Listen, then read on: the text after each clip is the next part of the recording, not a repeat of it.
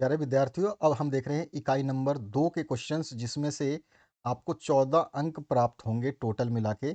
इससे पहले इकाई नंबर 1 देखा था जिसमें 17 अंक प्राप्त होने वाले थे, तो उसका वीडियो बना दिया है। डिस्क्रिप्शन में सारी की सारी चीज़ें दे दी गई हैं जो आपके एग्जाम की दृष्टि से पूर्ण रूप से आएंगे। तो वो सारी चीज़ें आपको डिस्क्रिप्शन बॉक्स में प्लेलिस्ट के अंदर मिलेंगी, जिसमें आपको आपको बता दूं कि आपके जो मॉडल पेपर है वो, और प्री बोर्ड पेपर है वो, और जो प्रश्न बैंक है ये, इनमें से तीनों में से मिला करके आपका क्वेश्चन पेपर बनेगा। अगर आप इन तीनों को पढ़ लेते हैं तो आसानी से आप अच्छा स्कोर कर सकते हैं।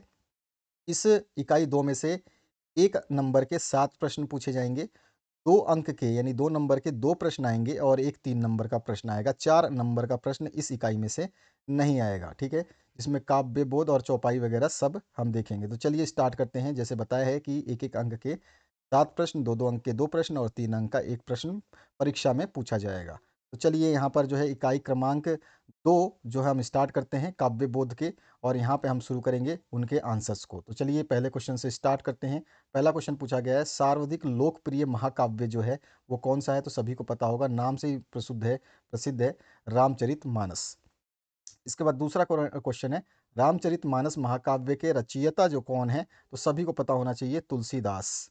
उसके बाद नेक्स्ट जो क्वेश्चन है, रौद्र रस का स्थायी भाव होगा? तो रौद्र रस का स्थायी भाव क्या होगा? तो रौद्र का मतलब होता है क्रोध, ठीक है। इसके बाद नेक्स्ट जो क्वेश्चन है, दोहा छंद में मात्राएं होती है? तो कितनी मात्राएं होती है? 24 मात्राएं होती हैं। इसके बाद नेक्स्ट क्वेश्चन जो है इसमें पूछा गया, चौपाई छंद प्रकार है? किसका प्रकार है चौपाई छंद? तो मात्रिक छंद का। तो क्या मात्रिक छंद का प्रकार है ये। इसके बाद नेक्स्ट जो क्वेश्चन है इसमें पूछा गया है, श्रृंगार रस का स्थायी भाव है जो वो क्या होता है? वो रति होता है, ठीक है।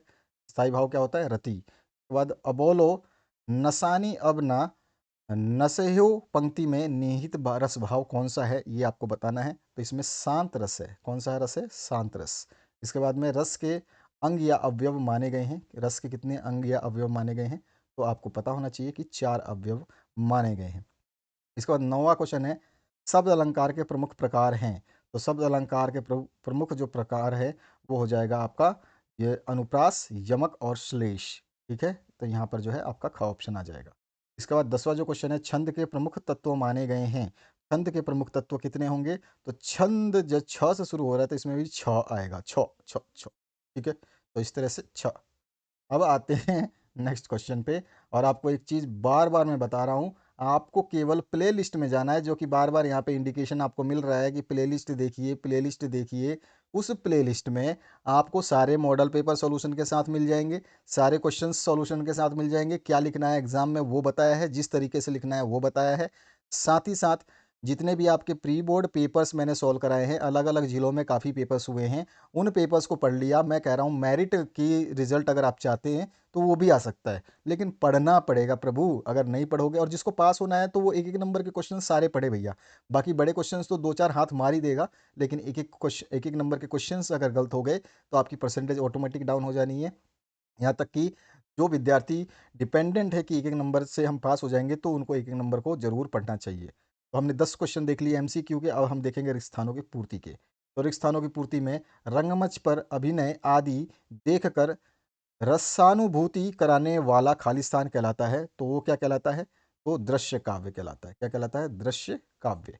इसके बाद में चौपाई छंद में खाली स्थान मात्राएं होती हैं, तो कितनी मात्राएं होती हैं? 16 मात्राएं होती हैं।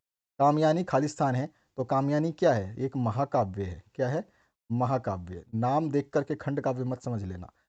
काव्य की शोभा बढ़ाने वाले धर्म खालिस्तान कहलाते हैं, तो हमें पता है वो क्या कहलाते हैं? अलंकार। बार बार में जो शब्दों का प्रयोग किया जाता है वो अलंकार। उसके बाद में जिसके प्रति स्थायी भाव उत्पन्न हो वह खालिस्तान कहलाता है। तो क्या कहलाता है? तो वो कहलाता है आलंबन। क्या कहलाता है? आलंबन। इसके बाद में नेक्स्ट जो क्वेश्चन है इसमें पूछा गया है आपसे, श्रव्य काव्य के खालिस्तान भेद होते हैं? तो इसके 3 भेद होते हैं। इसके बाद नेक्स्ट जो क्वेश्चन है,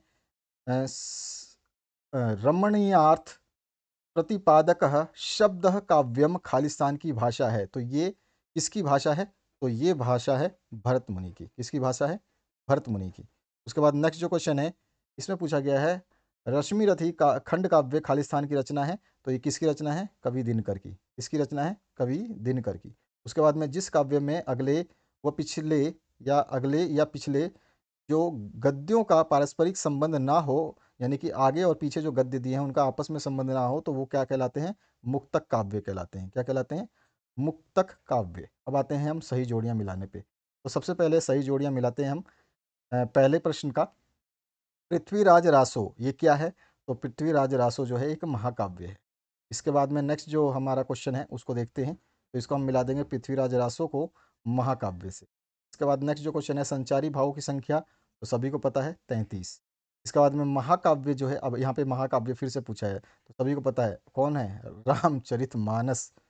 उसके बाद में नेक्स्ट जो क्वेश्चन है शांत रस का स्थायी भाव कैसा होता है? तो शांत रस का स्थायी भाव निर्वेद होता है। और पंचवटी जो है ये खंड काव्य है। क्या है? खंड काव्य। ठीक है, तो इस तरह से ये हो गया। अब अगला जो है अ और ब से फिर से मिलाना है। जिन कारणों के साथ स्थायी भाव उद्दीप्त होता है उसे उद्दीपन विभव कहते हैं। उसके बाद में नायक नायिका का मिलन जो है श्रृंगार रस का एक खासियत है। और हिंदी का सबसे अधिक लोकप्रिय महाकाव्य जो है रामचरितमानस है। उसके बाद में रागात्मकता की प्रधानता वाला मुक्तक जो है गेय मुक्तक है। और साकेत जो है मैथिली शरण गुप्त से संबंधित है, सभी को पता है। अगले क्वेश्चन की बात करते हैं। एक वाक्यों में आपको उत्तर देने हैं। एक वाक्य का उत्तर हम इस प्रकार देखेंगे। नायक के संपूर्ण जीवन का चित्रण किस काव्य में मिलता है? तो महाकाव्य में मिलता है। यहाँ पे आंसर क्या लिखोगे आप? महाकाव्य। ठीक है, तो इसका आंसर जो होगा वो होगा महाकाव्य। तो यहाँ पे आप महाकाव्य लिख लेना। मैं बोलता जा रहा हूँ, ध्यान से सुन लें, रफ कॉपी अपने साथ रखें और क्वेश्चनों के आंसर लिखते जाएं। अगला जो क्वेश्चन है जिस काव्य में एक ही सर्ग होता है उसे क्या कहते हैं? तो जिसमें एक सर्ग होता है उसको क्या कहते हैं? तो खंड काव्य कहते हैं। क्या कहते हैं उसको हम? खंड काव्य। लिख लोगे खंड काव्य। तीसरा क्वेश्चन है आश्रय के चित्त में उत्पन्न होने वाले अस्थिर मनोविकारों को क्या कहते हैं? तो इन मनोविकारों को हम क्या कहते हैं? संचारी भाव। क्या कहते हैं? संचारी भाव। तो यहाँ पे संचारी भाव लिखोगे आप। अगला जो है जहाँ नायक नायिका के विरह का वर्णन है वहाँ कौन सा रस होता है? तो जहाँ नायक नायिका का वर्णन होता है वहाँ पे विरहा होता है। कौन सा होता है? रस, विरहा रस, विरहा। ठीक है, तो ये ध्यान रखोगे आप, विरहा या विराह। ठीक है, तो विरहा विरहा एक ही बात होगा, लिख दोगे कोई दिक्कत नहीं है। ये ऐसे लिखोगे आप विराह, विराह। ठीक है, उसके बाद में नेक्स्ट जो है स्थायी भाव जगाने या उद्दीप्त होने पर आश्रय की शारीरिक चेष्टाएं क्या कहलाती हैं? तो ये जो है श्रृंगार रस कहलाती है। ठीक है, तो यहाँ पर जो है आप इसको और करेक्ट करेंगे। चौथे क्वेश्चन को मैं करेक्ट करवा रहा हूँ थोड़ा सा और। इस चौथे क्वेश्चन में जो है विरह का जो हो रहा है यहाँ पे वर्णन तो विरह का ही हो रहा है, तो विरह तो हम लिखेंगे नहीं। तो यहाँ पर जो है मिस्टेक से मैंने बता दिया, आप इसको सही करिए। यहाँ पे जो है कौन सा रस प्रयोग होगा? तो रस जो होगा वो श्रृंगार रस होगा। कौन सा रस होगा? तो आप लिख लें ध्यान से, जो है वहाँ पर वियोग श्रृंगार रस होगा। क्या नाम होगा पूरा का नाम? वियोग श्रृंगार रस। वियोग श्रृंगार रस। ठीक है, अब उसके बाद में नेक्स्ट जो है सारी स्थायी भाव जगाने या उद्दीप्त होने पर आश्रय की शारीरिक चेष्टाएं क्या कहलाती हैं? तो वो आश्रय की शारीरिक चेष्टाएं जो है उद्दीपन विभाव कहलाती हैं। उद्दीपन विभाव लिखोगे क्या? उद्दीपन विभाव कहलाती हैं। इसके बाद में वर्ण मात्रा यति आदि के नियोजन शब्द रचना को क्या कहते हैं? तो यहाँ से जो नियोजित होती है उसको हम रचना को क्या कहते हैं ये आपको बताना है। तो उसको हम छंद कहते हैं। क्या लिख दोगे यहाँ पे? छंद कहते हैं। ठीक है, इसके बाद हम आते हैं नेक्स्ट क्वेश्चन पे। नेक्स्ट जो क्वेश्चन आपसे पूछा गया है स्थायी भावों के उत्पन्न होने के कारण क्या को क्या कहते हैं? यानी कि स्थायी भावों के उत्पन्न होने के कारणों को क्या कहते हैं? तो उन कारणों को हम क्या कहते हैं? तो हम उन कारणों को विभाव कहते हैं। विभाव। ठीक है, विभाव। उसके बाद नेक्स्ट जो क्वेश्चन है इसमें पूछा गया आपसे वात्सल्य रस के अलावा रसों की संख्या कितनी मानी गई है? तो वात्सल्य रसों के अलावा रसों की संख्या जो है इसको छोड़ दे तो 9 मानी गई है। कितनी मानी गई है? 9। 9 लिख दोगे आप। श्री कृष्ण के सुन वचन अर्जुन क्रोध से जलने लगे में कौन सा रस विद्यमान है? ये आपको बताना है। तो इसमें देखिए यहाँ पर जो है किस टाइप की बातें हो रही हैं? तो यहाँ पे वीरता की बातें हो रही हैं। तो यहाँ पर जो है वीर रस का जो है आपको मिलेगा देखने को। तो कौन सा विद्यमान रस रहेगा? वीर रस। चौपाई छंद में कितनी मात्राएं होती हैं? चौपाई छंद में आप सभी को पता है प्रत्येक चरण में 16-16 मात्राएं होती हैं। कितनी होती हैं? प्रत्येक चरण में 16-16 मात्राएं लिखनी है आपको। ठीक है, अगला जो है सत्य असत्य प्रबंध कार्य में पूर्वापर संबंध नहीं होता। तो ये सत्य है या असत्य है? तो ये बिल्कुल सत्य है। इसको आप सत्य करेंगे। तो मैं सत्य को जो है आपका सत्य को जो है मैं आपको क्या करूँगा, इसको अंडरलाइन कर देता हूँ, ठीक है? सत्य को इस तरह से। इसके बाद में दूसरा जो क्वेश्चन है, अस्थिर मनोविकारों को स्थायी भाव कहते हैं, तो ये असत्य है, इसको मैं अंडरलाइन नहीं कर रहा हूँ, ठीक है? तीसरा जो क्वेश्चन है, विभाव, अनुभाव एवं संचारी भाव के वियोग से रस निष्पत्ति होती है, तो ये आपका सत्य वचन है। अगला जो क्वेश्चन है, करुण रस का स्थायी भाव शोक है, तो करुण रस का स्थायी भाव क्या है? तो शोक होता है, ये बिल्कुल सत्य है। उसके बाद नेक्स्ट जो क्वेश्चन है, अनुराग तडाग में भानु उदय में उपमा अलंकार है, यानी कि इस शब्दों में क्या उपमा अलंकार है? तो ये असत्य है। इसके बाद में छठा क्वेश्चन है, रामचरितमानस का प्रमुख छंद चौपाई है, तो ये कैसा वचन है? बिल्कुल सत्य है। इसके बाद में नेक्स्ट जो क्वेश्चन है, बीभत्स रस का स्थायी भाव जुगुप्सा जुगुप्सा जुगुप्सा घृणा, यानी जुगुप्सा मतलब घृणा बोला है, तो घृणा होता है। तो देखिए विविध रस जो है ये आपका बिल्कुल सही बोल रहा है। विविध रस का स्थायी भाव जब हम निकालते हैं तो घृणा ही आता है, तो ये भी आपका सत्य है। इसके बाद जो नेक्स्ट क्वेश्चन है इसमें पूछा गया है, श्रृंगार रस का स्थायी भाव रति है, तो ये हमने पढ़ा हुआ है, यस रति है। इसके बाद में खंड काव्य मुक्तक काव्य का एक भेद होता है, तो ये जो है आपका असत्य है। 10वां जो क्वेश्चन है इसमें पूछा गया, महाकाव्य प्रबंध काव्य का एक भेद है, तो ये आपका सत्य है, ठीक है?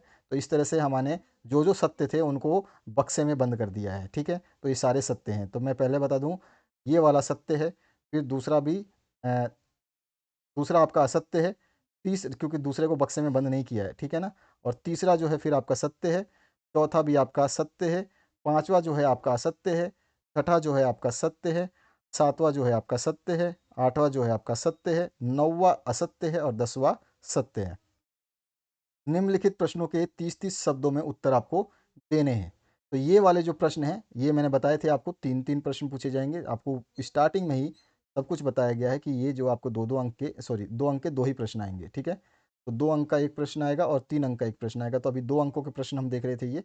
तो इनमें से 1 प्रश्न आपको अपने एग्ज़ाम पेपर में देखने को 2 प्रश्न देखने को मिलेंगे। इसमें से आपको इनको पढ़ना पड़ेगा, याद करना पड़ेगा। तो ये आपके सामने स्क्रीन पर पूरा का पूरा 18 प्रश्न है, जिसके 30-30 शब्दों में उत्तर देने हैं और इसमें से ज़्यादातर उत्तरों को हम दे चुके हैं, यानी कि मैक्सिमम या पूरे ही सॉल्यूशन आप देखेंगे तो डिस्क्रिप्शन में जाइए प्लेलिस्ट के अंदर, उसके अंदर आपको मॉडल पेपर्स मिलेंगे सबसे नीचे की तरफ, तो मॉडल पेपर्स देखिए, उसमें आपको इसके आंसर्स मिल जाएंगे। साथ ही साथ जो आपके प्री बोर्ड एग्जाम पेपर्स अलग अलग जिलों में हुए थे, तो क्या हुआ, हमने अलग अलग जिलों के सॉल्व कर दिए, तो उनमें अलग अलग क्वेश्चंस भी आए हैं, तो उनमें आपको इनके आंसर्स मिल जाएंगे। इस तरह से आप इनके आंसर्स देख सकते हैं। और जो आपका ये 75-75 शब्द वाले जो उत्तर हैं, इनके भी आंसर्स आपको मिलेंगे। और ये 4 नंबर का जो है, ये आपका जो है 3 नंबर का एक प्रश्न आएगा, 3 नंबर का एक प्रश्न आएगा, ठीक है?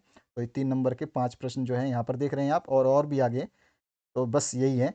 तो अगले वीडियो में हम देखेंगे इकाई नंबर 3 के सॉल्यूशन को, और ये जो देगा आपको 16 नंबर। तो इस तरह से हम जो इकाइयों से जितने नंबर के प्रश्न हैं उनको हम देख रहे हैं, और ताकि हमारी तैयारी बेहतरीन हो सके, या और हमारे सारे एमसीक्यू कम से कम तैयार हो जाएं। एटलीस्ट एमसीक्यू याद करेंगे तो कम से कम 34-35 नंबर, या लगभग लगभग आप मानिए एक एक खंड में 7-7 नंबर के एमसीक्यू आते हैं आपके, और बस अदा वाले 7 आएंगे। इसी तरह से आपका जो मैंने मॉडल पेपर डाला है वही पैटर्न रहेगा, तो आप देख सकते हैं कौन से खंड में कौन से प्रश्न हैं, तो उसी खंड के हिसाब से वैसे ही प्रश्न आएंगे। प्रश्न पत्र का पैटर्न वो मॉडल पेपर रहेगा, यानी कि मॉडल पेपर जैसा बना है बिल्कुल बिल्कुल वैसा ही आपका जो है एग्जाम पेपर बनेगा। तो आशा करता हूँ इस वीडियो से आप लोगों को हेल्प मिली होगी। वीडियो देखने के लिए बहुत बहुत धन्यवाद। Thank you very much.